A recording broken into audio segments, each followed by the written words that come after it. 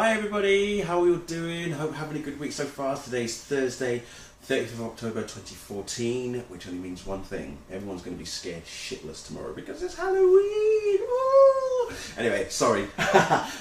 Quickly, obviously you're wondering what these are. I bought these off redbubble.com about 3 weeks ago. They just arrived today.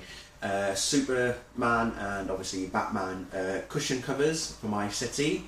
I will be getting two more, Wonder Woman and the Flash as well. So I'll have, you know, four along my on my couch here. So that'll be awesome. So I can't wait to get those two as well. So I'll probably buy them tomorrow, and they'll take another sort of like 3 weeks to get here. But never mind. So yeah, there we go. Superman and Batman are now on my couch. So I'm just going to sit here and hug them whilst I talk about Arrow, which obviously is the reason why I'm doing this video, as you already know. So last night, The Magician, the milestone 50th episode for Arrow, and wow, Nyssa Al Ghul returns. She's back. She wants to know where Sarah is, because apparently Sarah came back to Starling City for a mission 2 weeks prior to her unfortunate death, and obviously when the League had not heard from Sarah, Nyssa decides to come back to town to find out, you know, where is she, what's happened. So Oliver doesn't necessarily tell her what's happened, but she gathered from his expression that Sarah's dead, this, that and the other. She goes to, Nyssa actually goes to Sarah's grave where she finds Laurel. So Laurel and Nyssa have a bit of a tete-a-tete, as I'd like to call it, not tit-a-tit, tete-a-tete. Okay, calm down, don't get too excited, guys.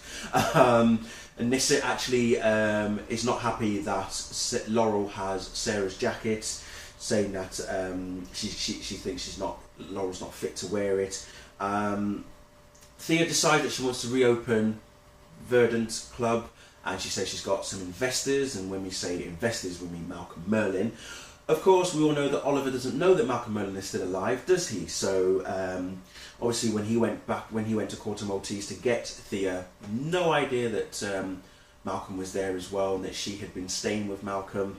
Later on in the episode, it is then eventually revealed to, you know, Oliver then, when he finds out eventually that, you know, Malcolm is alive, he goes to see Thea. Well, he first of all goes to see Malcolm and confronts Malcolm regarding Thea. And Malcolm was saying, look, I came back when you and Slade were busy having your little scuffle to protect Thea, and it was my duty as her father, her real father, to keep her safe, and that's all I did. He kept her safe. You know, he obviously lied, that he kept her safe, and that, you know, he's not been in contact with her since as such. Whereas obviously when Oliver goes to see Thea, she lies to him. Go figure. Let's turn the tables a bit. She lies to him about, you know, where she's been and who she's been with. That yes, she was with Malcolm. He did sort of protect her in a sense, but you know, she hadn't really spoken to him or anything as such. So there are also some interesting things that happen in this episode, especially with Oliver, Nyssa and Malcolm. Now, it's quite interesting in that they find a piece of paper that Sarah had left, because Nyssa went to what we believe was a safe house, but it turns out it was actually Sarah's own hideout, essentially. Now, obviously, we thought she had the crow's nest, or the canary's cage, as I'd like to call it, where she and Sin were staying. But it looks like she did actually have a place to stay of her own, and Nyssa goes back there to reminisce. Oliver tracks her down through Roy. He's got Roy following Nyssa, and that's when they find, you know, this piece of paper which is blank. So it's obviously ghost ink that was used, and there's a couple of noticeable words. One being Jansen, and another one that says "Dad, help" with a question mark. And this was all written by Sarah. So they try and find out who Jansen is, and that's where Laurel goes to see her dad. Still doesn't tell her dad what's happened to Sarah. That's going to really hurt the guy, is what I'm going to say. But we find out that Jansen is actually a Buddhist monk who has ties to Malcolm Merlyn. But this is, the full name of this character is Ken G. Jansen, who in the comics was a guy that actually trained Oliver Queen's son, Connor Hawke. So there's a little bit of a Easter egg DC Comics trivia for you. So Jansen isn't actually Jansen. I'm not going to reveal who he is, but if you did watch the episode, you'll know. But let's just say that later on in the episode, as I mentioned before, Oliver, Nyssa and Malcolm, these three go head to head, and it's brilliant. The fight scenes, the movement, the choreography and everything involved with these three taking on each other is fantastic. Nyssa is out to take down Malcolm for good, because she believes that Malcolm killed Sarah. Now don't forget, Sarah and Nyssa were both lovers, so Nissa's really holding this to her heart. But then again, Sarah and Oliver were also lovers as well. So imagine how Oliver is feeling when Nyssa is saying that, look, you've got it, the only way to stop Malcolm is to kill him. I'm going to kill him, even if you don't want to, because we know that Oliver has vowed never to kill. And to show and prove what, how far Nyssa is willing to go, she kidnaps Thea. But Thea tries to talk herself out of it by saying, my father has been dead for 7 years, referring to Robert Queen, whereas Nyssa obviously now knows that her real dad is none other than Malcolm Merlyn. And even Laurel finds out for the first time that Malcolm is Thea's real dad as well.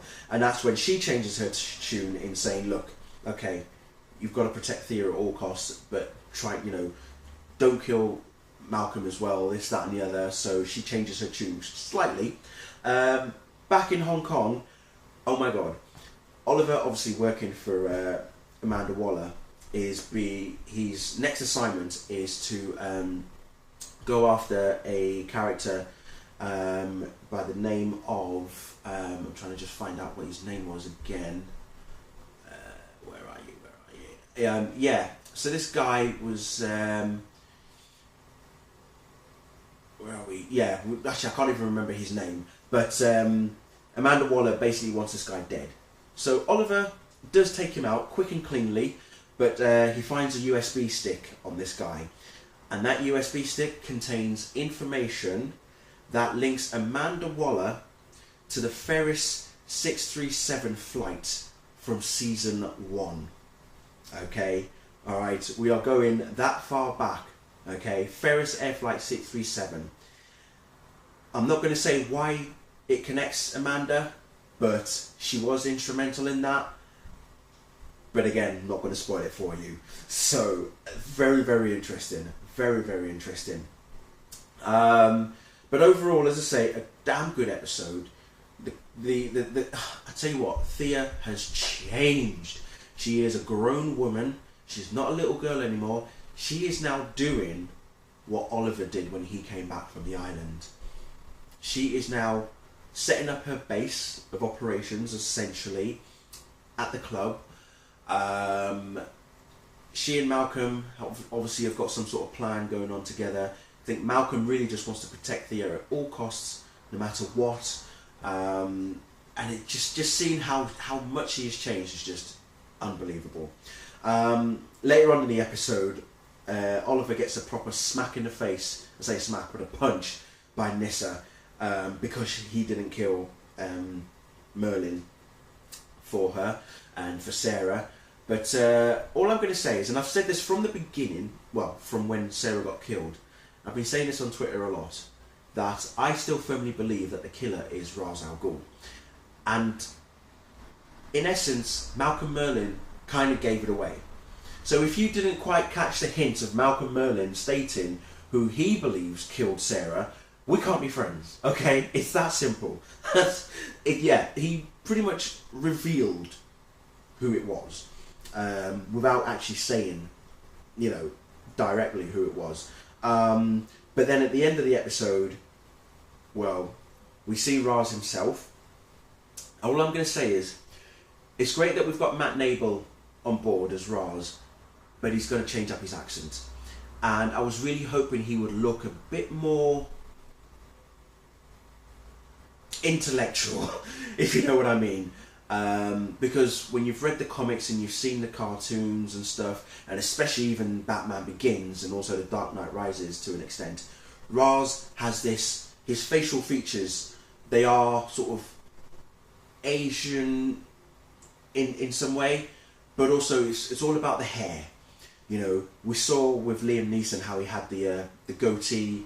The same thing in the Batman the animated series as well, and even in like Batman, all the Arkham games in particular, Ra's al Ghul presented in there. It's all about the facial hair, and I kind of felt that Matt didn't have that, and he still has his accent, his Australian accent. It's very thick in the way that he's speaking. So I really hope that as time goes on, change it up a bit, guys. Come on, really make him believable. That this is Ra's al Ghul. This is the guy who has the ability to go toe to toe with Batman, for heaven's sake. You know, so please make him more menacing, because it did feel pretty anticlimactic when he showed up at the end. But at least we've got to see Nanda Parbat, so that was good. Right. Anyway, I think I've spoken long enough, and I hope I haven't revealed too many spoilers for you guys. But yeah, so. It'll be interesting to see what happens next week, because it is the secret origin of one Felicity Smoke, and her past comes back to bite her. That's all I'm going to say. Thank you all very much for watching. See you all very soon.